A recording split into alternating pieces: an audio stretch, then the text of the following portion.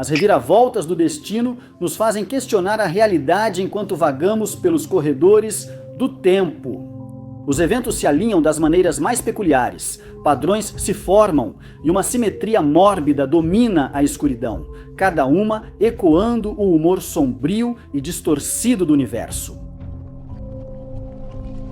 Número 10. Há muitas figuras que dominam o nosso passado. Algumas foram heróis, outras foram traiçoeiras, trazendo escuridão ao mundo. Em algum lugar entre esses dois títulos está um general, um imperador e um tirano, a figura histórica dominante da Revolução Francesa do século XVIII, Napoleão Bonaparte. Após ganhar destaque durante esse período, ele foi nomeado Imperador da França, posição que ocupou de 1804 a 1814 e depois, novamente, em 1815. Grande parte da história de Napoleão é dominada pelas guerras napoleônicas, que começaram em 1803 e terminaram em 1815 com sua morte.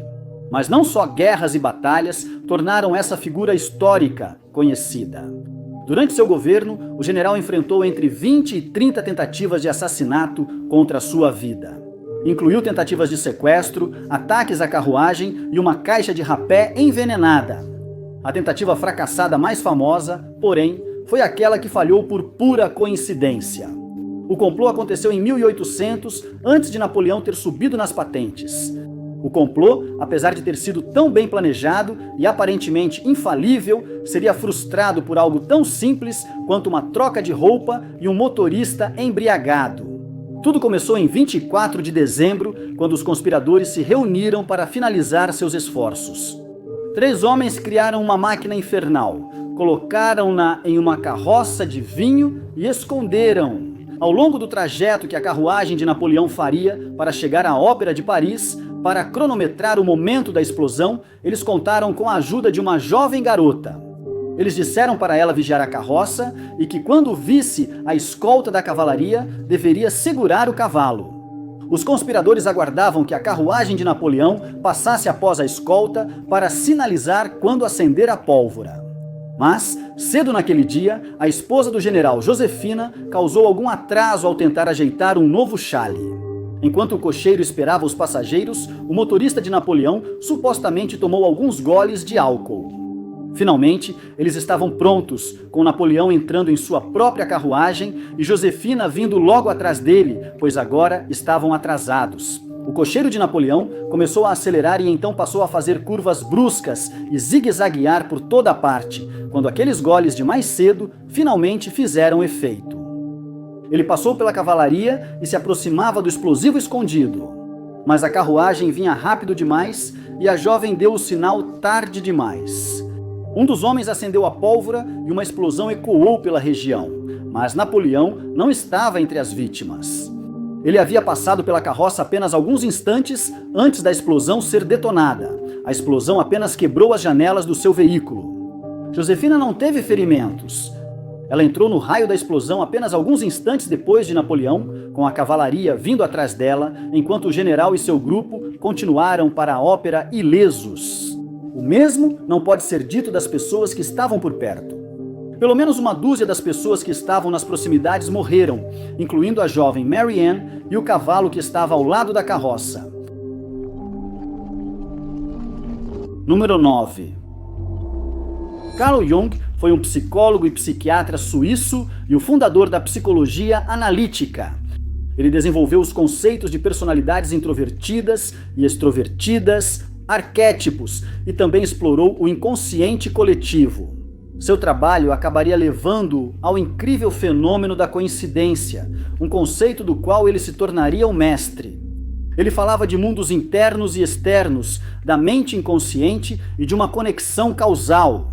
Seriam exatamente essas ideias e ensinamentos que culminariam um dia no exemplo perfeito. Sincronicidade, segundo Zeng, é a coincidência significativa de 2 ou mais eventos, indo além do simples acaso. Enquanto trabalhava como psicólogo, Zeng estava tratando uma jovem descrita como altamente educada e séria. Um dia, ela entrou no consultório dele, onde seu médico percebeu que sua busca por mudança psicológica era inexistente.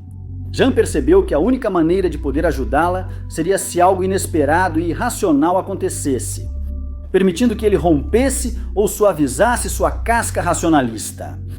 Enquanto estava sentada na cadeira, a jovem começou a contar ao psicólogo sobre um sonho peculiar que teve na noite anterior.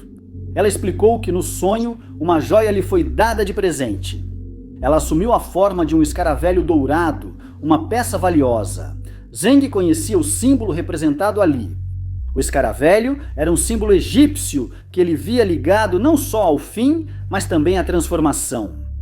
Enquanto ouvia, o psicólogo andava pela sala em busca de algo inesperado e irracional.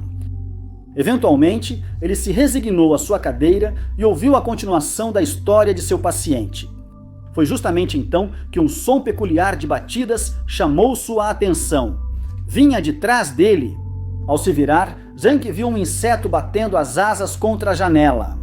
Ele foi até lá, abriu a janela e deixou a criatura entrar para capturá-la. Ao abrir a mão em concha, sua paciente espiou dentro e lá estava o besouro sagrado, embora de uma cor diferente da que ela tinha visto. O besouro era a melhor analogia para a história da jovem. O símbolo do sonho não apenas correspondia à transformação que Zeng queria para sua paciente, mas também se manifestou fisicamente, com o mundo interior tornando-se o mundo exterior. Além disso, o psicólogo conseguiu o que esperava. As inesperadas e irracionais rosas Schaeffer eram comuns na época em que esse evento ocorreu. O incomum era que o quarto onde Zeng e seu paciente estava escuro.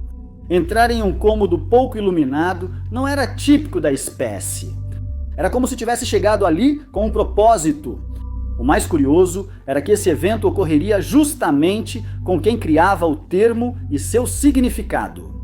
Ao ver o besouro, a paciente ficou maravilhada e agora ouvia seu médico, que parecia um mágico, após trazer o Schaeffer para ela. Suas defesas caíram e até permitiram que Zeng encontrasse um exemplo de apoio para seus conceitos de arquétipo e do Eunice Mundus para explicar tudo isso. Número 8.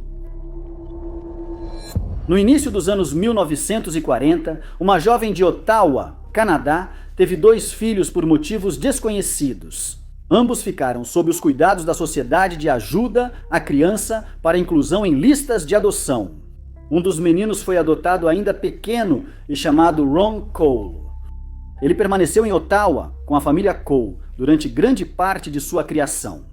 Quando se tornou um jovem adulto, porém, Ron decidiu sair de sua cidade natal, perdeu contato com muitos de seus amigos de infância e se tornou fazendeiro.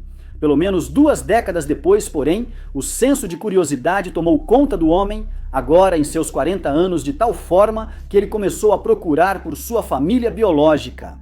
Ele começou a tentar localizar sua mãe biológica, apenas para descobrir que ela não estava mais viva.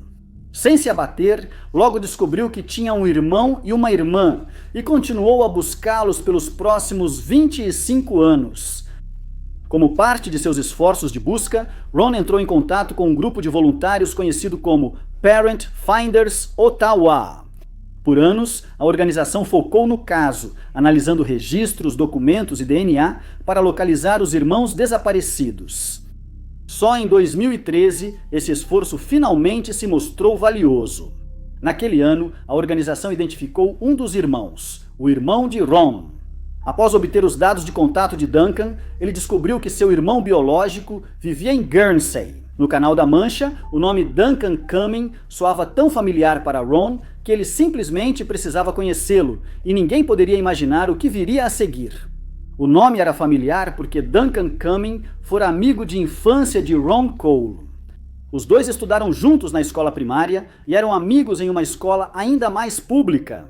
Uma imagem em preto e branco de 2 meninos, um segurando uma bola de praia e o outro usando um boné de beisebol em uma praia em Ottawa, servia como testemunho dessa amizade. Ron segurava a bola, o outro era Duncan. Eles eram bons amigos até chegarem aos 13 anos, quando Ron se mudou para Saskatchewan e Duncan se mudou para Guernsey. Nenhum dos dois sabia disso na época, mas eles não eram apenas amigos, eram irmãos que, apesar de terem sido separados ao nascer, ainda conseguiram crescer juntos em uma estranha e coincidente reviravolta. Número 7. Foi durante a Guerra Civil Americana que uma figura de destaque subiu nas fileiras até se tornar um líder militar confederado, João Brown. Gordon não havia feito muito em seus primeiros 29 anos. Ele frequentou a Universidade da Geórgia, mas não se formou.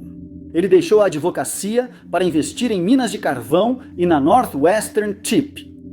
Gordon não tinha educação nem experiência militar, mas ao ser eleito capitão de um grupo de montanhismo, suas habilidades apareceram. Ele foi promovido de capitão a general de brigada, depois general de divisão e, por fim, tenente-general. Gordon esteve presente em muitas batalhas da Guerra Civil e, posteriormente, tornou-se um herói. O líder militar acabou não sendo tão inexperiente assim. Afinal, além de ser um líder bem-sucedido, Gordon tinha outra conquista para adicionar à sua lista: ter 9 vidas. Essa figura da era da Guerra Civil sobreviveu a várias tentativas de assassinato, uma delas por pura sorte. Em uma estrada rural afundada em Maryland, ele estava deitado no chão quando, momentos antes, estava de pé, orgulhoso e usando sua voz potente para motivar a 6ª Infantaria do Alabama, ficando ali gritando com as tropas. Com ferimentos causados por balas perdidas em 2 de seus membros, fluido vital escorria de 2 buracos em sua perna direita e mais descia pelo braço esquerdo e ombro. Então, de repente, outra bala atingiu em cheio o rosto de Gordon. Pensando que era o fim, que sua vida havia acabado, ele caiu no chão, de rosto no solo. Enquanto ele estava deitado ali, esperando dar seu último suspiro, o líder descobriu que na verdade não estava dando esse último suspiro. O ferimento não foi fatal e não atingiu o cérebro nem os principais vasos sanguíneos. Seria fatal se afogar no próprio fluido vital. Gordon havia desabado sobre seu próprio chapéu e agora ele estava se enchendo de líquido vermelho, ou pelo menos deveria estar. O oficial militar conseguiu se virar, tossiu, engasgou, mas sobreviveu. Depois ele foi retirado do campo, chapéu a tiracolo e atendido por um médico. Gordon descobriu um pequeno furo em seu chapéu, feito mais cedo naquele dia durante um confronto. Foi exatamente esse furo que funcionou como um dreno, salvando sua vida. Gordon se recuperou completamente de todos os ferimentos que sofreu durante a Batalha de Maryland e viveu para contar a história. Número 6. Em 1979, uma revista alemã promoveu um concurso de redação. Eles instruíram os leitores a escrever e enviar histórias bizarras para o jornal na semana seguinte. O diferencial era que as histórias inusitadas precisavam ser baseadas em fatos reais ou experiências pessoais deles. A revista recebeu inúmeras inscrições e escolheu algumas delas para destacar no jornal da semana seguinte. Entre elas estava, claro, o vencedor da competição, Walter Kellner, de Munique. Ele escreveu para a revista, detalhando uma história bizarra que aconteceu com ele pessoalmente em uma data específica. Walter explicou que estava pilotando seu Cessna 421 e pairava sobre as águas abertas entre a Sardenha e a Sicília, quando de repente seu avião teve um problema no motor. Sem conseguir corrigir o erro, Walter disse que precisou fazer um pouso de emergência. O avião desceu suavemente sobre o mar abaixo e o piloto conseguiu pegar o bote salva-vidas de emergência, no qual ele passaria bastante tempo. Eventualmente, os socorristas o avistaram e conseguiram retirá-lo da água. Walter sobreviveu ao sofrimento, o que lhe permitiu contar essa história milagrosa. No entanto, após a publicação do artigo, a revista se viu enfrentando alguns problemas legais. Alguém leu o jornal e achou a história muito familiar. Já tinham ouvido aquilo antes. O leitor percebeu que seu amigo da Áustria havia passado exatamente pelo mesmo evento, mas por que ele participaria de um concurso alemão para recontar essa história? Quando lhe fizeram exatamente essa pergunta, o amigo também chamado Walter Kellner, da Áustria, começou a acreditar que havia um ato de plágio envolvido nisso. Ele escreveu ao jornal dizendo que a história havia sido roubada dele, porque exatamente a mesma coisa tinha acontecido com ele. O jornal investigou a denúncia apenas para descobrir algo muito coincidente. Os dois Walter Kellner eram pessoas diferentes, mas suas histórias eram assustadoramente iguais. O austríaco Walter contou que pilotou seu Cessna 421 na mesma região, teve pane no motor e precisou pousar na mesma água. Ele passou boa parte do tempo no bote enquanto aguardava o resgate. O jornal investigou as duas histórias, que ocorreram em datas diferentes, mas de forma idêntica. Ambas eram verdadeiras e iguais. Coincidência bizarra. Número 5. Ofuscado por eventos mais sensacionais, mas ainda documentado pela mídia, estava o hábito bizarro do presidente John F. Kennedy, que mantinha a casca de um coco sobre a mesa no Salão Oval. Por mais estranho que fosse, havia uma história por trás disso, que sugere que era um símbolo de resiliência para Kennedy. Isso porque um coco milagrosamente salvou sua vida não uma, mas 2 vezes. Madrugada de 2 de agosto de 1943. Um barco torpedeiro americano, número 109, deslizava pelas águas.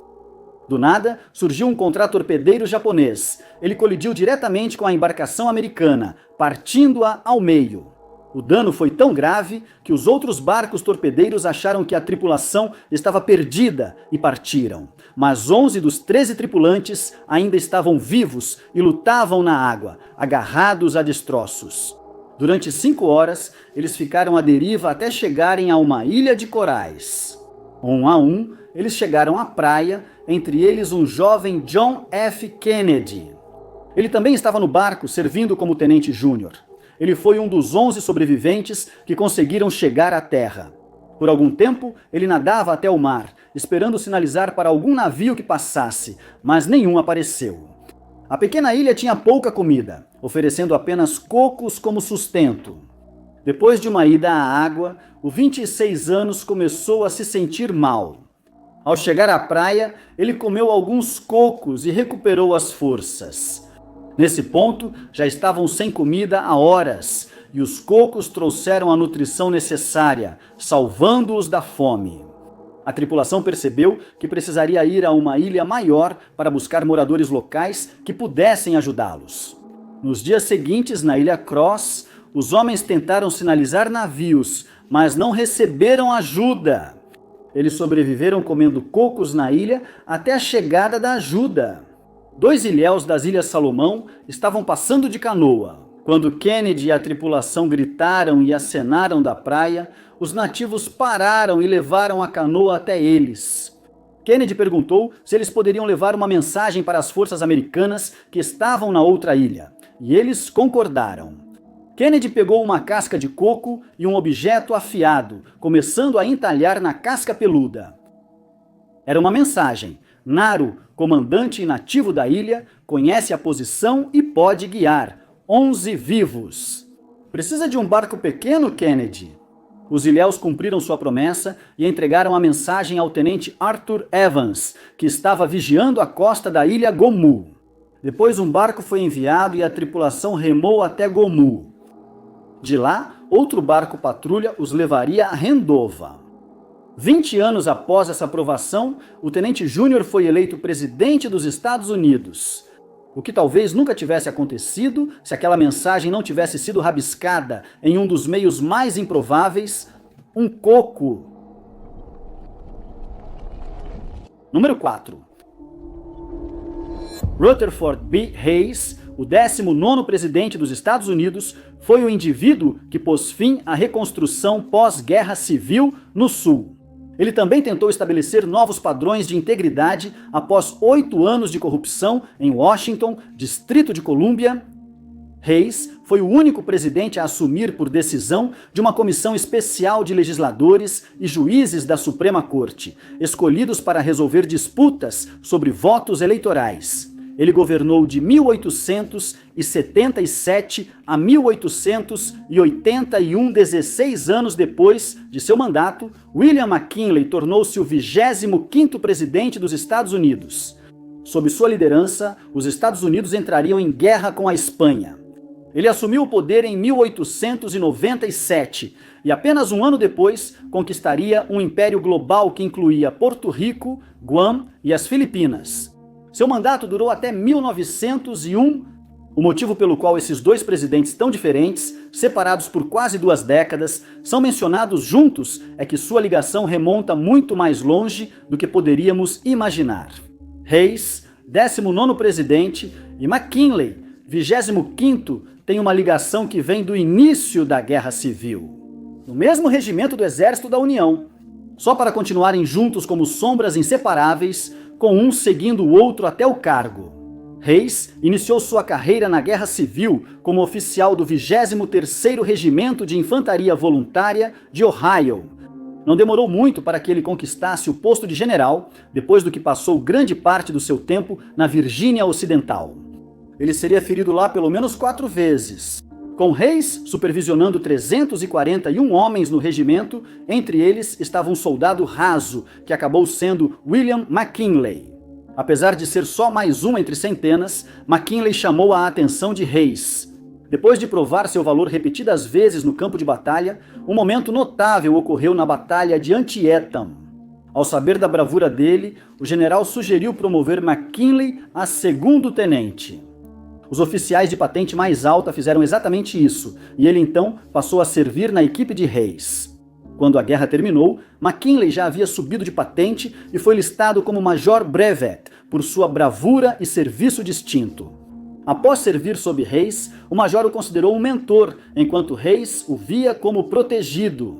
A partir daí, cresceu uma aliança política e pessoal para toda a vida, apesar das diferenças ocasionais. Número 3. Antes da legalização mundial das loterias, cidadãos dos Estados Unidos da América participavam de jogos de azar ilegais. Uma dessas apostas que consumiam dinheiro era o jogo do bicho. A maioria dos apostadores era de baixa renda, ansiosa e desesperada para ganhar muito dinheiro apostando o próprio.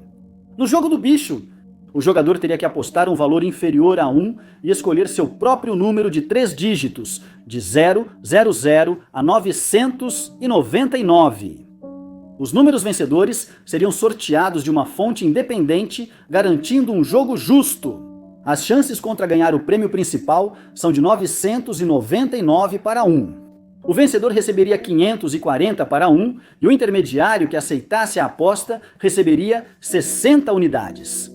O apostador acredita que apostar 10 centavos pode render 54.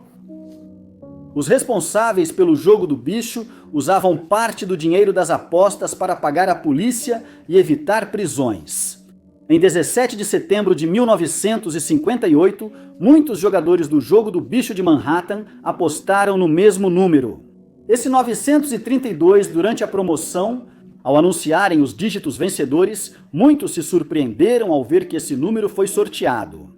Assim, milhares ganharam e os organizadores tiveram que pagar todos. O motivo pelo qual tantas pessoas escolheram esse número foi que ele vinha aparecendo nos jornais com frequência naquela época. E por um motivo trágico, foi 2 dias antes dos números das apostas serem escolhidos que um dos desastres ferroviários mais trágicos da história de Nova Jersey aconteceu. Em 15 de setembro de 1958, um trem suburbano a diesel viajava pela Central Railroad, saindo de Bay Head rumo a Jersey City. Para chegar, os trens cruzavam a ponte levadiça de 4 trilhos sobre a Baía de Newark. Seria nesse ponto do trajeto que o desastre aconteceria, ao atravessar o trecho de 15 milhas de trilhos. O trem deveria reduzir a velocidade para 22 milhas por hora, mas estava indo ao dobro dessa velocidade. Para piorar ainda mais essa situação já assustadora, e sem que os passageiros soubessem, a ponte levadiça sobre a qual estavam havia sido parcialmente aberta para permitir que uma barcaça de dragagem passasse por baixo dela. Os sinais foram acesos tarde demais, e os esforços para parar o trem foram inúteis. O trem em alta velocidade passou por 3 sinais e atingiu um dispositivo de descarrilamento que deveria ser a última medida de segurança para impedir que o trem caísse na baía. Infelizmente, esse dispositivo automático também falhou e 2 locomotivas despencaram para as águas turvas, 12 metros abaixo. Em seguida, 2 vagões afundaram e o terceiro, número 932, ficou pendurado na beira dos trilhos. 2 horas depois, ele caiu na água. Em 2 horas, a imprensa já dominava o local e fotografava os destroços, com o número 932 pendurado nos trilhos sobre as águas escuras. No dia seguinte, as imagens saíram no Jersey Journal, Daily News e Associated Press.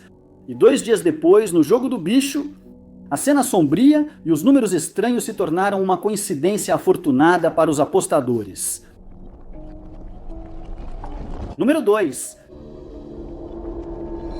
Jefferson Davis, nascido no condado de Christian, Kentucky, foi presidente dos Estados Confederados da América durante todo o seu período. Na Guerra Civil Americana, 1861 a 1865, a presidência de Jefferson teve decisões polêmicas, eventos marcantes e foi ofuscada por uma coincidência que o acompanhava constantemente.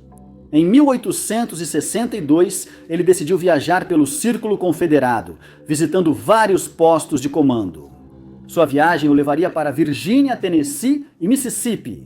Supostamente, Davis visitaria Fredericksburg, Virgínia, no início de dezembro e partiria para Tennessee alguns dias depois, ao deixar a região. A Batalha de Fredericksburg irrompeu e durou vários dias, tornando-se a maior e mais fatal batalha da Guerra Civil. Ela resultou na 200 mil combatentes, a maior perda de vidas causada por qualquer confronto da Guerra Civil. O lado confederado venceu a batalha, com o exército da União sofrendo mais de 12.500 baixas. Enquanto pessoas morriam aqui em 4 dias, Davis estava em Murfreesboro, Tennessee, visitando as tropas locais. Ele chegou a Murfreesboro no dia 12 de dezembro e novamente partiu após alguns dias para seu próximo destino, no Mississippi. Menos de 3 semanas depois, a grande batalha, conhecida como Batalha de Stones River, também chamada de Segunda Batalha de Murfreesboro, começou. Ela começou em 31 de dezembro e durou até o início de janeiro de 1863. O conflito foi sangrento e desta vez a União saiu vitoriosa. A vitória elevou o moral no norte e deu aos federais o controle do centro do Tennessee. Das batalhas da Guerra Civil, a de Stones River teve a maior porcentagem de baixas nos 2 lados. No meio de maio, Davis foi para Richmond, onde discutiu a defesa da Confederação com Robert E. Lee e James Longstreet.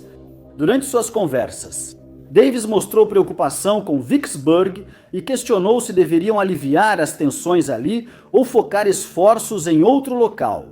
3 dias após essa preocupação ser discutida, em 18 de maio de 1863, iniciou-se o cerco de Vicksburg.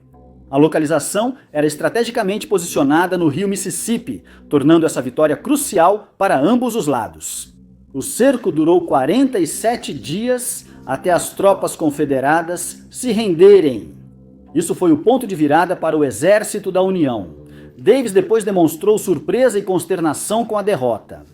Também foi estranhamente coincidente que ele tenha manifestado sua preocupação com Vicksburg e debatido sobre enviar tropas para a região, o que acabou não fazendo. Só para ver a União derrotar os confederados que estavam lá.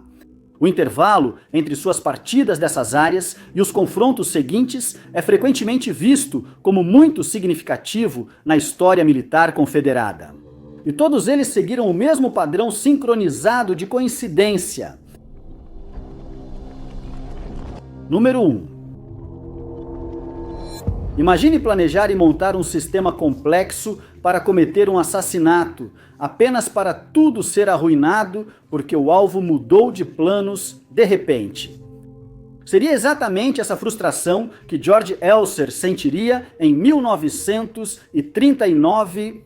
Elser, carpinteiro de 36 anos, vivia em uma pequena cidade no sul da Alemanha e não tinha ligação com grupos comunistas. Também não era muito político. Historiadores dizem que Elser tinha forte senso de justiça. Quando o ditador alemão chegou ao poder e o caos foi instaurado na Alemanha, o assassino começou a fazer pequenos gestos de desafio. Eles se manifestavam recusando-se a ouvir os discursos do ditador. No final da década de 1930, sua preocupação com o avanço rumo à guerra atingiu o auge e ele decidiu que algo precisava ser feito. Elzer começou a desenvolver um explosivo para matar o homem que considerava um tirano odioso, implacável e brutal. Elzer também teria que mudar suas táticas de resistência e começar a ouvir as transmissões. Só queria saber o próximo passo do seu alvo. Ele soube que o ditador faria seu discurso anual em 8 de novembro de 1939, numa cervejaria em Munique. O evento celebrava as lutas iniciais das forças nos anos 20. O líder também aproveitaria para zombar dos inimigos e se gabar do início da guerra. Nas semanas que antecederam esse evento, o assassino fez sua jogada. Ele montou e plantou seu dispositivo explosivo no salão, secretamente, sem ser visto. O dia do evento chegou e o temporizador abafado pela caixa de cortiça passou despercebido. Ao assumir o púlpito, o líder, os altos oficiais atrás dele e o público leal à frente estavam totalmente alheios ao sinistro dispositivo escondido ali. O ditador costumava iniciar seu discurso sempre no mesmo horário, mas dessa vez estava ansioso para retornar a Berlim. Ele queria se reunir com seus estrategistas militares, já que a Segunda Guerra Mundial ainda estava em seu início. O discurso começou como de costume, mas o líder inesperadamente o encerrou mais cedo, terminando 13 minutos antes do previsto. Claro, os assassinos ainda não sabiam disso. 13 minutos depois, com o salão e as ruas ainda movimentados, o explosivo detonou. 8 pessoas morreriam, mas nenhum líder de guerra estava entre elas, pois já havia partido há muito tempo. Obrigado por assistirem, pessoal. Se gostaram do vídeo, não esqueçam de curtir. Não esqueçam de se inscrever e ativar o sininho para acompanhar nossos próximos vídeos. Meu nome é Top 5 Desconhecidos e nos vemos no próximo vídeo.